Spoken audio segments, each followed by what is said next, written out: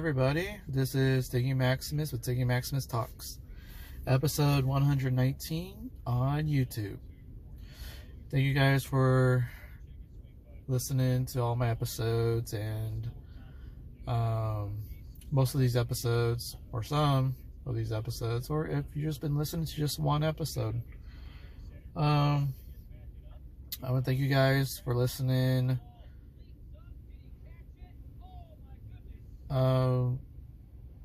Remember to like, follow, subscribe the podcast on YouTube and Spotify. Same name, Tiggy Maximus Talks.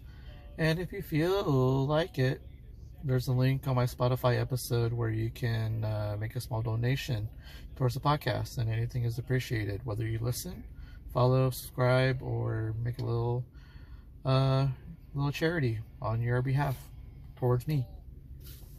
Anyway, I just want to get on here, get it pretty quickly. I want to talk about Saturday. Yeah, mostly Saturday.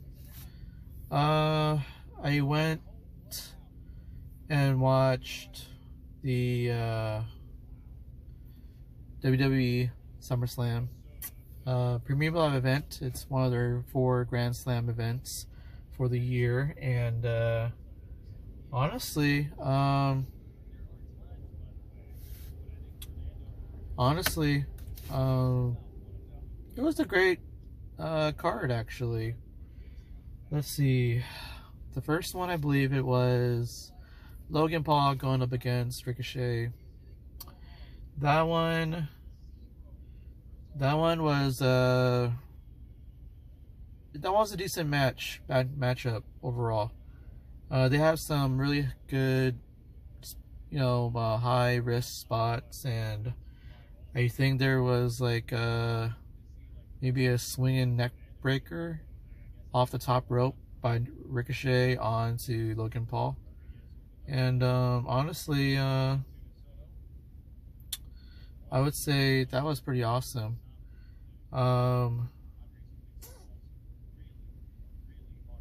They did go kind of back and forth. Unfortunately, Logan Paul had to cheat. Someone gave him a brass knuckles. Referee didn't see it, and because Logan Paul's finishing move is a knockout punch, used the knockout punch with the brass knuckles, and he knocked out Ricochet and get the 1-2-3. I was picking Logan Paul to win, but that was kind of he had to cheat. So, but you got to be smarter, not play harder. So yeah, we'll see what happens with Logan Paul and where Ricochet is going to go from here.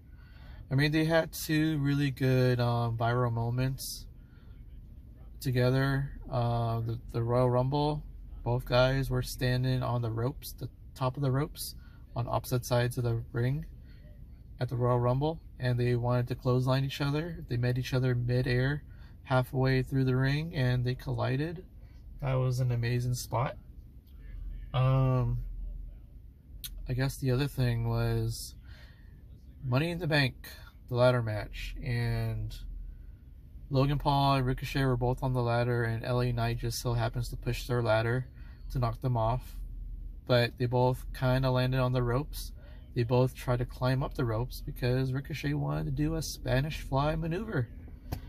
Of course, it looked like it was very, very dangerous and ill-will to even decide to try even to attempt that move, given that you're so unbalanced. But Ricochet basically got the move on Logan Paul, but Logan Paul, I think he may have saved himself, and he crashed into the tables outside the ring. Didn't really hurt himself too badly. Ricochet looked a lot worse. He had to kind of embrace the impact. He got to flip his body around to make sure he didn't land on his head or anything. I think that move itself might have taken out Logan Paul and Ricochet from climbing up the ladder and grabbing the Money in the Bank briefcase, which was actually grabbed by Damian Priest. The other thing was, so with that, if I haven't said it already, now, I would say that Ricochet Logan Paul match was 8 out of 10. The next match was Brock Lesnar versus Cody Rhodes. Is their trilogy match. The final chapter. Strangely, all three matches were all singles matches without no special like stipulation. There was, however, I believe, I guess, very lenient leash on disqualifications, because I'm pretty sure they hit each other with some illegal weapons outside the ring, but it's like, wasn't really the main idea of the attack. It might have been just something close by and you happen to grab it. And I'm pretty sure they said, no DQ, easy victories or losses. If you're going to win, it has to be a definitive pinfall or submission.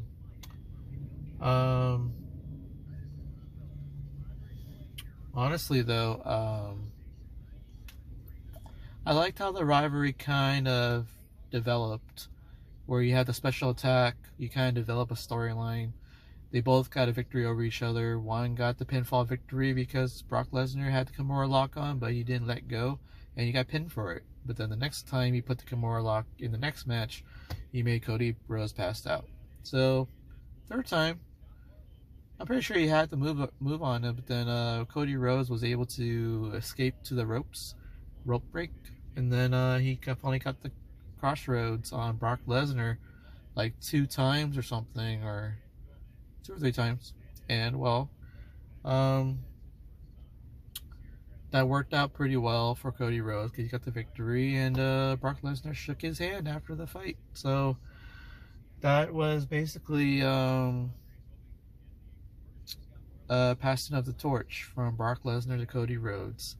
And now I think Cody Rhodes is going to go on a path where he may be able to catch his first world title, one of the top titles of the company, either the World Heavyweight Championship or the WWE Undisputed Universal Championship. So, or Undisputed WWE Universal Championship. So he's going to get one of those too. The match itself, it was very hard hitting though, and I loved the back and forth, and it looked like, it was Brock Lesnar dominating early, and then until maybe the last 20% of the match, Cody Rhodes finally got a glimmer of hope, and he took advantage of that, and finally outclassed Brock Lesnar and got to his finisher and beat him. So that match, I want to say it was like an 8.4 for that matchup. So kudos for Cody Rhodes for beating Brock Lesnar and making a very interesting rivalry for 3 matches. I believe the next match up was Ronda Rousey versus Shayna Baszler, MMA rules match. I gotta admit, that match felt so out of place inside the WWE ring. I had a feeling the crowd wasn't really getting behind it too much, and I'm glad that Shayna Baszler actually won.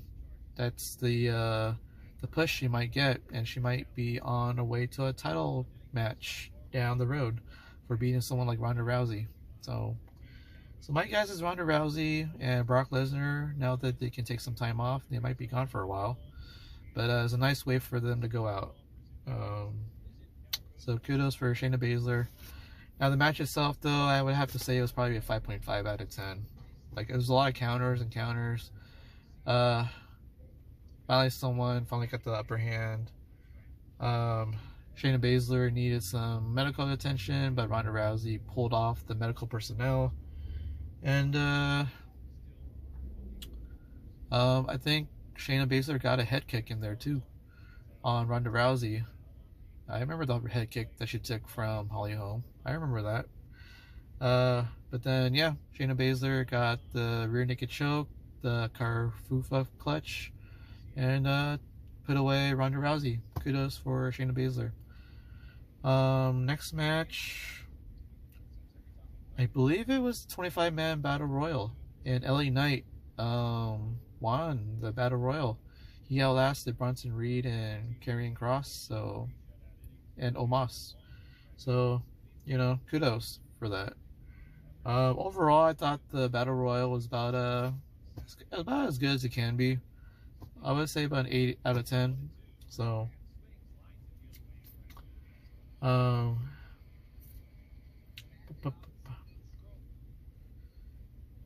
let's see.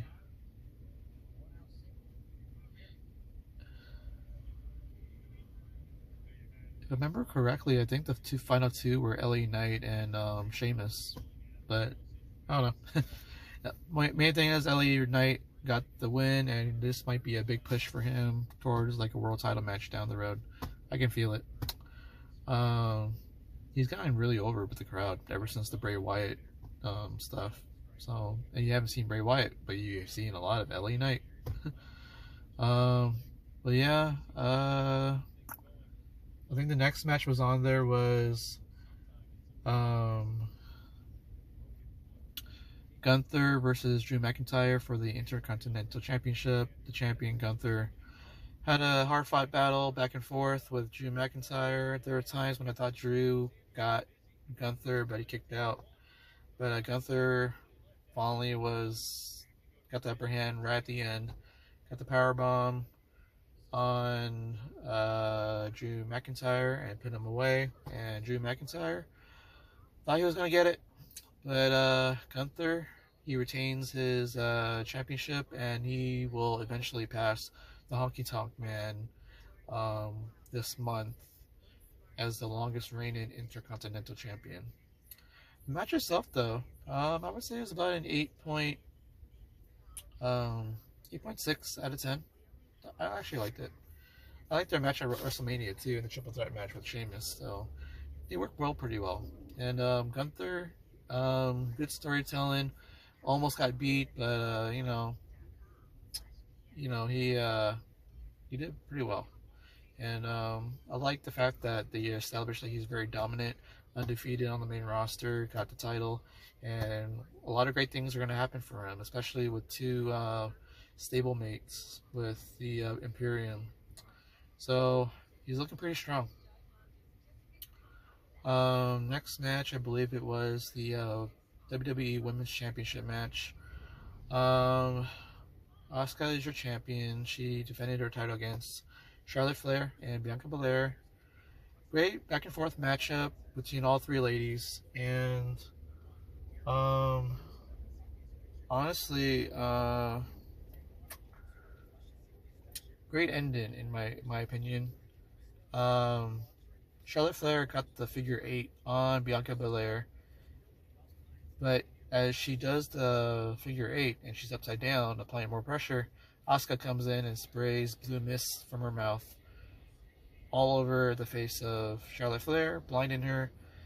The move is still technically on Bianca Belair from Charlotte, and because of that, Asuka was about to kick off the head of Bianca, but Bianca ducked and was able to roll up Asuka for the 1-2-3, and Bianca Belair is your new WWE Women's Champion for like 3 minutes. Bayley and Io Sky came down. Io Sky with her briefcase from the Money in the Bank. She wants to cash in. Bianca did knock down Bayley, but could not handle Io Sky. And Io Sky handed the briefcase over to the referee, and the referee was obliged to make this a championship match. And Io Sky got her signature moonsault, and she landed on Bianca Belair, got the 1-2-3, and Io Sky is your new WWE Women's Champion. And guess what? Dakota Kai joined the celebration along with Bayley, and all three were pretty happy. Can't wait to see how long Io Sky is going to be champion for. I'd like to say that Bianca Belair actually hurt her knee, which is why Charlotte applied the pressure on her knee, and then Io Sky sees that champion is wounded. Perfect time to cash in. So, smart play by Io Sky. Overall, that whole match and the cash in, I would say that was probably an 8.7 out of 10. I loved how the story played out and how it ended. Can't wait to see what's going to happen next. And then Next match was your World Heavyweight Championship match. Your champion, Seth Rollins, defending against Finn Balor. A rematch. Finn Balor, I thought he was going to win, but great back and forth action. Thought that Finn Balor had it.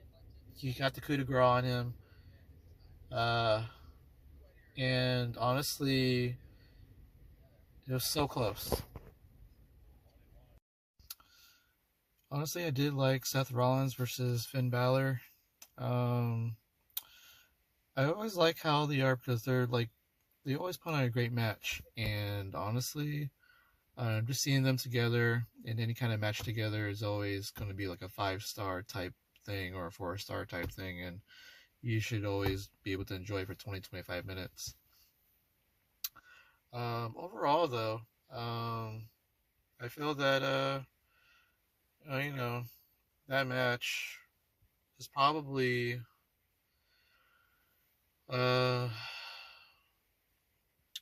great storytelling for sure. And honestly, I would say the match was like an 8.75.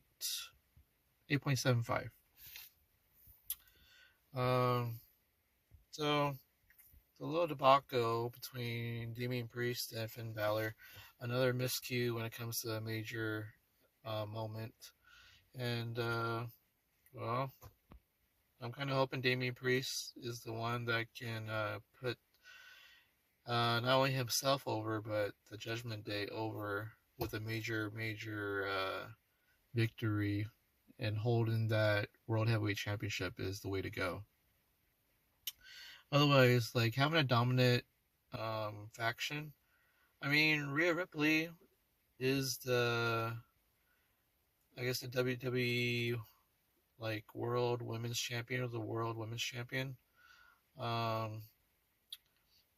So she already has hit the pinnacle for herself, but it also does kind of need a male champion of the highest level too. So maybe Damian Priest is going to be the one holding the top championship as well.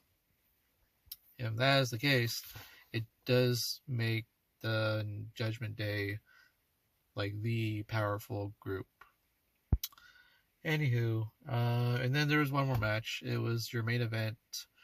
Your undisputed WWE Universal Champion Roman Reigns defending his championship in tribal combat against Jey Uso, his cousin.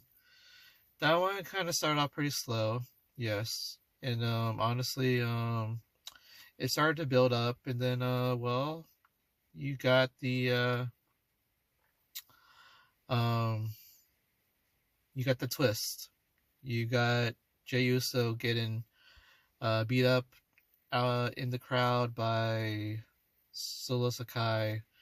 And then when you thought that Jey Uso was about to become the new undisputed WWE Universal Champion, big twist. Some guy pulls Jey Uso from pinning Roman Reigns. And we don't know who this guy is in the hoodie, but turns out it was his own brother, Jimmy Uso. And now it throws another question instead of getting answers. And there was a moment where Roman Reigns did spear Solo Sakai and get pissed at Roman for doing that.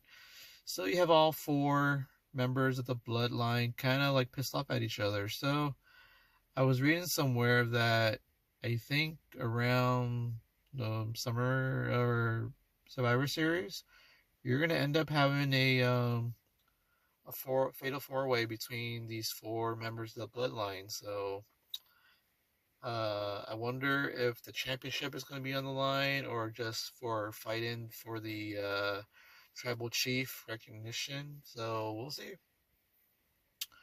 Roman Reigns was able to take advantage of the interferences, and he was able to do one final spear on Jey Uso and retain his undisputed WWE Universal Championship.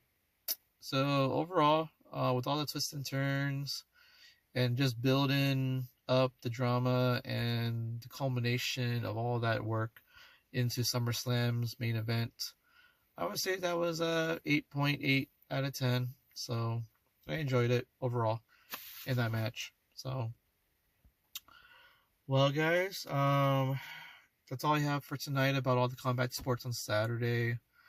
Um, Other than Padres are still trying to find their way. They're getting close to 500, but still not there yet. They just played the Dodgers, lost 3 out of 4, and then they just started off by losing to the Mariners in Seattle. They have one more game tomorrow. We'll see what happens with that. I'd like to mention I did go to a housewarming party. That was pretty awesome. Kudos to Adam and Monica for a place out in Balboa, and a great view of the Coronado Bridge, actually. And they had 15 tacos. Yay! Thanks to Off the Vine Dining for that. Kudos to the bartender, Morgan. And kudos to the two guys working the grill so you can get pollo asado, carnitas, and carne asada for your tacos. Um, and great guacamole, too. So that's it for me, guys. This is Tiggy Maximus signing off. Uh, Boom. Tiggy Maximus, baby. All right, later, guys.